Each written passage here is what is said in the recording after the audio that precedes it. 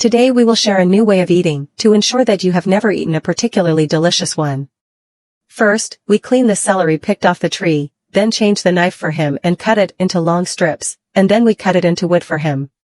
It's fine like in food. Then we cut some diced carrots to make a color, then boil the water in the pot, put a spoonful of salt, then put in the chopped diced carrots and diced celery, scald it and wait for the water bag to boil. Let's take it out, control the water, put it in a basin, add a spoonful of salt, a spoonful of food for 3 boxes, then add some charming chopped green onions, then use a small spoon to stir it evenly, then add a large spoonful of potato starch and use let's evenly give him the inheritance version like in the video. And then we'll put it in the container and order me a little red heart, just point it at the screen and give me 2 clicks.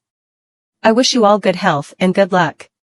Then sauté the sesame seeds with hot oil until fragrant, then add a spoonful of light soy sauce, then a spoonful of rice vinegar, then a spoonful of salt, and finally a spoonful of chopped green onion, so that our delicious sauce is ready.